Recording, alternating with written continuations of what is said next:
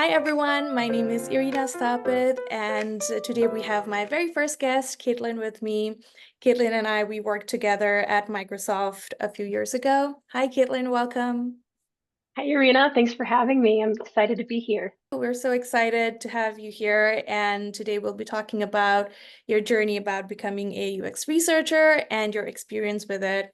I will let you introduce yourself. So tell us a little bit about yourself and how did you get into UX research? My name is Caitlin, as you mentioned, and I am currently living in the Denver area. I am a UX researcher at HelloFresh. I've been there for about 2.5 years, but I've been involved in the world of research since undergrad in one way or another. So I actually first sort of was exposed to this world when I was in my senior year of college. My university took us on a field trip to go explore different companies and get to meet people. And our field trip was to the Xbox laboratories at Microsoft, which was a super cool and unique experience. And they actually set us in these rooms where they would run research on the Xbox gaming systems, and they showed us how they how they collect user feedback to put these games together and how to improve the consoles. And it was really fun. And it caught my attention, not because I'm a gamer, because I'm not. I actually don't know anything about video games. But it caught my attention because I was really interested in human behavior. My major was in psychology. Um, I knew I wanted to study people, I just didn't know in what context. And so the cool thing about UX research and knowing that I didn't want to be a therapist, I'm like, what else is out there for a psychology major? Um, User experience research really is the intersection of human behavior and technology. And there's really no shortage of ideas or opportunities in that space because neither of those things are going away anytime soon, right? So when I sat in this Xbox laboratory and I realized you're just asking people questions about how you can make a piece of technology work better for them, I got really excited because there's so much technology out there and there's going to be so much more. So um, I started getting to know someone when I was on that little field trip and did some networking, and then eventually started my first job in those Xbox laboratories as a research assistant. Yeah, that is so cool. Like just having that one experience and knowing what more you can do with your education, that is so important. And I had a similar experience. Like I knew about the UX research world when I was studying too, and what I can do more with just not just with research, with tech and education. And this path just opened up for me as well. Yeah. Mhm. So you did mention about how this field trip helped you with getting into UX research, but was there anything with psychology degree, the courses you took that helped you in some ways to become a UX researcher? Yeah, there were definitely things about my degree that helped me. I will say I had no idea user research existed until I went on this field trip. So uh, it's actually a fairly young field because it's this idea, it's sort of been considered a luxury in the past. Some tech companies will say, we don't need to spend money on talking to users because we know what they want. Mhm. And so the UX research field has been growing a lot because we've been able to sort of establish the need for understanding who your user is to build a more customer-centric culture. But all that being said, when I think back on my psychology degree, I think the the biggest thing that I benefited from was knowing the scientific method because when you work as a UX researcher, you're going through the whole scientific method that you studied in school, right? So you actually want to start people off by understanding what are your hypotheses? What do you think is how do you think users are going to react to this thing? So not only asking questions, but pushing them to say, well, what do you think is going to happen? And sort of encouraging people to get a little more personally invested in your research so they have kind of an outcome that they're looking for or that they're interested in. So I would say it's that use of the scientific method, and also on a really tactical level.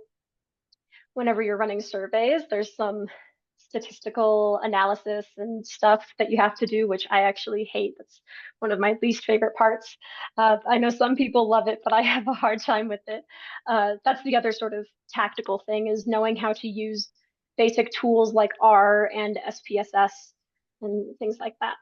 Mhm.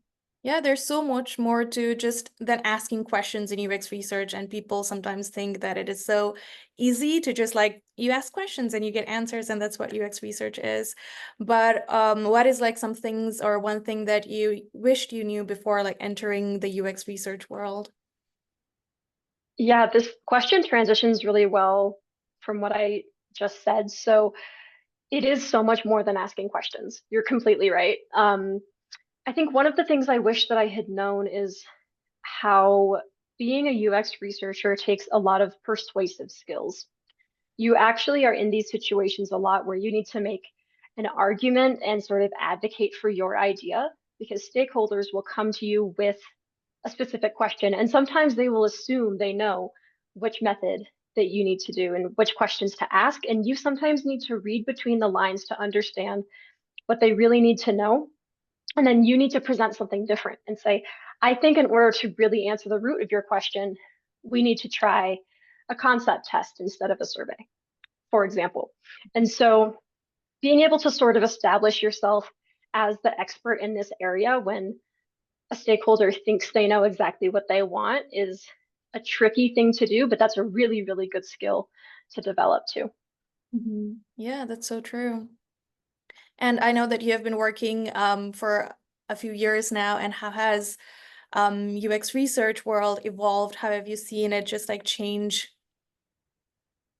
Yeah, so I'll talk a bit about sort of my path into where I am now, because it's been really unique and I think gave me a great perspective on how the field has grown. So, as I mentioned, my first job was a research assistant in these Xbox laboratories. And basically, I was managing participants and bringing in groups of people, um, giving them instructions to go through a certain game for like 8 hours at a time and answer questions about it.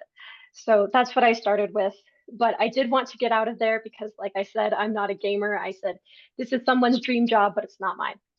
Uh, and from there, I was able to transition to what was called the customer driven team at Microsoft. So I stayed within the company, but worked for this team that promoted this idea of being more customer focused in every single thing that we do.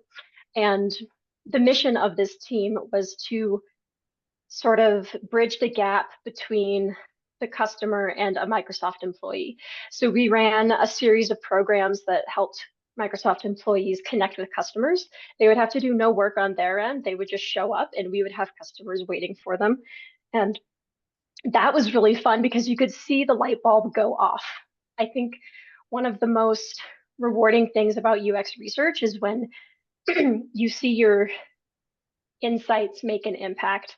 And so when I was running these programs, I would see people, I'd see Excel engineers who've never talked to a customer see someone struggle with Mhm. a feature that they had, and they just said, I know what I need to do now. And it's really fun to have see them have that realization. Um, and so that was really cool because it got me closer to UX research, but I still hadn't done any research myself, right? So I had sort of been this research assistant helping with the execution side of things.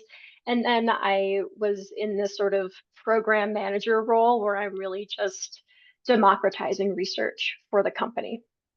But I still didn't know how to be a researcher. So from there, I was able to transition to a different role on this customer driven team.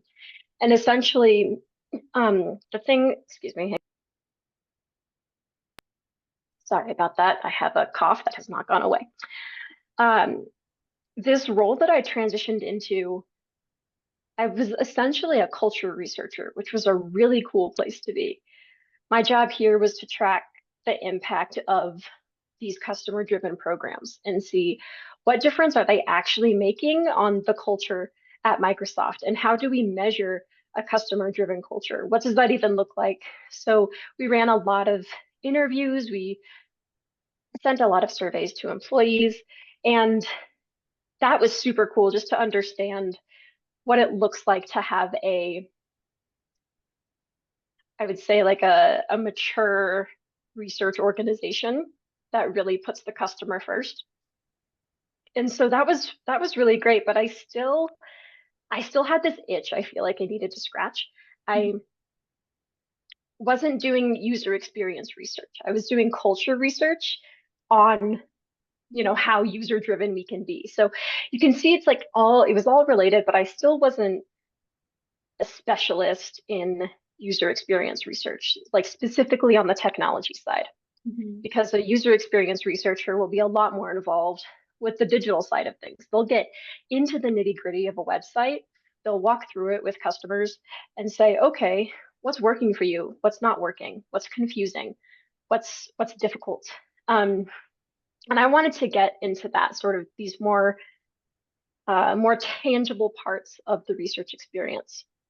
So with all of my experience at Microsoft, I transitioned over to HelloFresh. And that's where I was able to immerse myself in actual UX research. And that was really such an eye-opening experience because it helped me understand what it's actually like to be a researcher, to be a user experience researcher now. And we were embedded in the whole product development process. So we're having regular meetings with product teams and designers and understanding what do you want to build? Why do you want to build it? What customer need is this solving for? And most importantly, what are the biggest risks with Mhm. building something like this? Like, what are the potential consequences or things customers may not understand? And so that's what I've been doing at HelloFresh is sort of zooming in a lot more. I think my role before was pretty zoomed out, and now I feel a lot more sort of embedded in the UX world. Yeah, that's so cool. And I totally resonate when you said the aha moments when you're doing these researches or when you're just helping someone else with these researches. They have this like, wow, yes, this is what like I'm doing this for this research. And that's just always so cool to look at. Yeah, yeah, definitely. And talking about skills, what type of skills are most important to be a researcher from your point of view? Yeah, I think one of the cool things I've learned about the field of UX research is that everyone has a different story. Everyone is coming from a different field of expertise, and so everyone has something different to contribute. So if your background is not in UX research, if it's not even in tech, I think that's okay because there are a lot of these sort of soft skills that are really important to being a researcher. And the first one is people skills. Just like a doctor needs really good bedside manner, you need the equivalent of that for UX research. Because when you're sitting down with a customer and talking with them, you need to know how to make them comfortable, how to build rapport and sort of make yourself more human because the customer can get nervous and you need to make them sort of create this space where they feel like they can be honest with you so that you can get higher quality data. And then in that same vein, uh, you need to also be a really good listener. I found that one of the things I've noticed from a lot of my mentors and teammates is whenever they're presented with a difficult problem, whether it's something a customer says in an interview or a question a stakeholder has, the first thing a good researcher does in response is ask another question. We Mhm. just keep on probing and make sure we really clearly understand what's going on. And for that, you need to be a really active listener. So it's definitely the listen to listen, don't listen to respond kind of thing. Uh, and then the other sort of skill that I would say is really important is approaching everything with a sense of logic. I,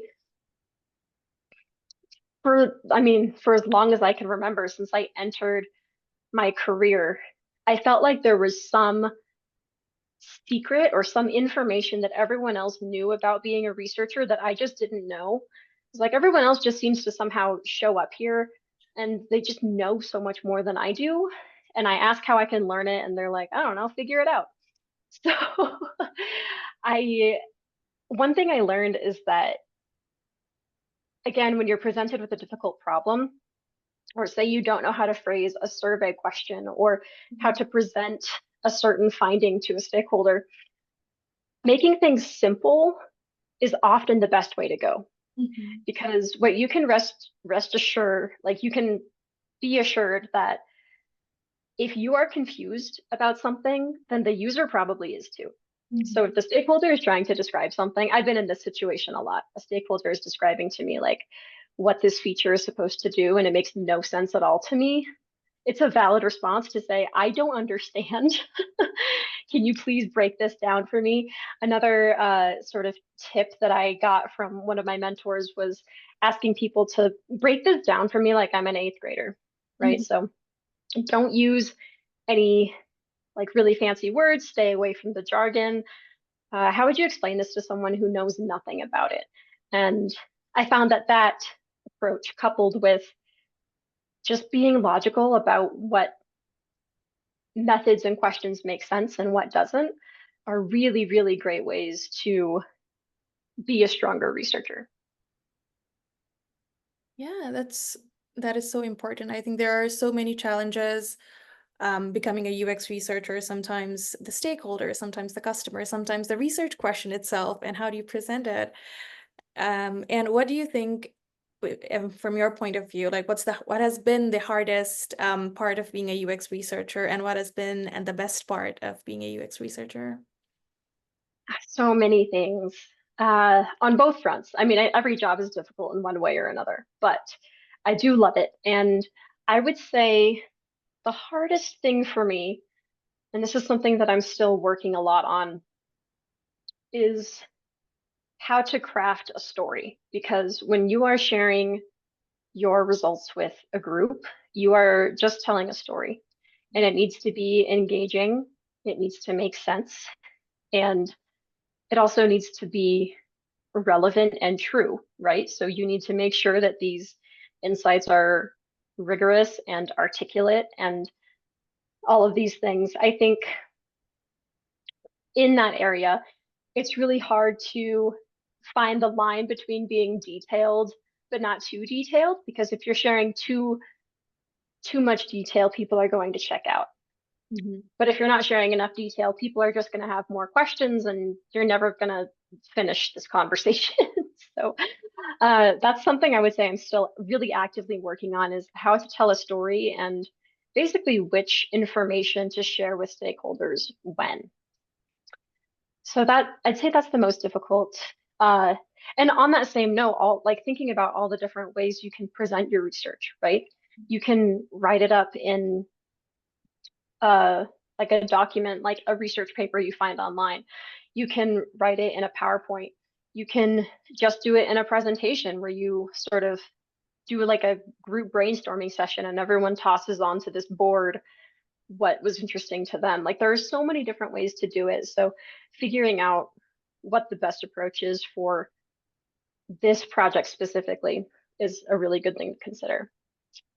And then as far as the best part of being a researcher, definitely the aha moments that you and I both really enjoy. I think those are really fun. In the moments where I've gotten to democratize research and sort of show non-researchers how rewarding it can be to talk to a customer, uh, you just see them get so much more interested. So that's one thing. I think another thing I really appreciate is creating structure from chaos, because a lot of UX research starts with absolutely no structure. It's often very confusing. Not everyone's on the same page. You get a million different questions from a million different directions. And so, in that same spirit of just applying logic to it, you just say, okay, let's narrow this down.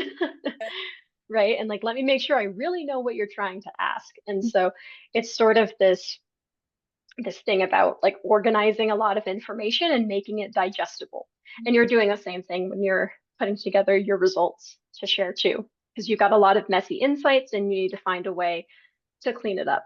So I think it could just be because I'm really type A, but I think that's another part of it is I just like organizing chaos. And then the last thing I'd say that I really love is the people aspect of it. I think I get a really good balance of working with people and working alone. I'm someone who really needs a balance of that. Uh, I think this job can be really exhausting for people who don't want to talk to other people, especially if you're running like an interview study and you're doing several of them back to back. So that's something I would keep in mind is like what is your energy level for people? Mhm. Um, but I find it so rewarding to get engaged with customers and with my stakeholders and really make an impact, it feels like. Yeah. Thank you for sharing those insights. And talking about chaos and structure, I know you've worked into big companies, Microsoft and HelloFresh. So how has that experience been like? I know they can be really chaotic, but also needs a lot of structure to be so successful. Yeah, that's a really good question. I've actually been thinking a lot about this lately, just on my own when I figure out what I want to do next in my own career, because I've only ever worked for these big companies. And there's a lot of benefits to that, right? If you're at a big company, you often, not always, have a lot of support, right? You have a lot of other people who are trying to solve the same problem. And then you tend to have a lot of resources. So it's easier to sort of make the case for using a tool that you think would be really helpful or um, like let's increase the incentive for this survey because it's a really big one and we really need responses. It's easier to get things like that done. However, the trade-off of working at a bigger company is that there's a lot of red tape to climb through. So when you're trying to do things like contact large batches of customers, um, and just sort of deal with some of these logistical challenges, maybe from the legal side about like what can we and can't we say to customers. There's a lot more sort of approvals you need to get and just teams you need to work with to make sure that you're following all of the company policies, which is not to say those don't exist at smaller companies. They definitely do. But the bigger the company, the more risk there is for information to get out that shouldn't, or whatever it ends up being. And so I've found that sometimes research can go a bit more slowly in a large company because everything needs to be so sort of tied up with a bow. It needs to be very well established. Um, Whereas in a smaller company, I think you have a lot more freedom to fail, which is an important part of being a researcher. In the past, in my performance reviews, I've asked my managers, hey, the best way for me to learn is going to be if you give me something to do on my own. Like I want you there as a resource to help me, but give me a sandbox to play in and let me mess it up, because I'm only going to learn if I make a mistake. So it almost feels like stakes are higher in a big company, and in a smaller company, you're like, we're just going to keep going. We're going to throw things at the wall till it sticks. Um, and then you can have a lot of impact that way. So I think there are definitely pros and cons to both. But what I will say, regardless of the size of company that you work for, the most important thing is that you care about the mission of your company. If you don't care about the topic that you're studying and you don't care what it's in service of, your work is not going to be as high quality. I found that if it's a subject I am genuinely curious about or genuinely invested in, I do a lot better work because I have this sort of natural curiosity coming out of me. So when thinking about which company you want to work at, I know this probably won't be true for everyone, but it's really true for me. I think making sure that you align with the company's purpose is really important. Yeah, that is so interesting. I had not thought it like that, that if it aligns with the mission and you believe in these studies, then you're actually going to put more effort and you're going to bring out these like high quality materials outside and the work outside. That is so true. So we're almost to the end. So before leaving. Do you have any tips for people who want to pursue UX research in the future? Yeah, so one thing I'll say, and I didn't clarify this when I was talking about my background, is I don't have a graduate degree. And getting into this field without a master's or a PhD, I've found is pretty difficult. Not impossible, because I've made it here, but it took me 5 or 6 years to get to this point because instead of walking in with a degree in in human factors or something like that, I needed to sort of work my way up from the bottom. And I find that that's not very common. Most of the UX researchers I know have at least a master's, if not a PhD. So that's something to consider. If graduate school is something on your mind and you're interested in this field, look into these uh, human computer interaction, human factors programs throughout the country and see if that's something you'd be interested in. If graduate school is not an option or you just really hate it, because I have some coworkers who feel that way and want to stay as far away from school as they can, I think just find exposure any way you can.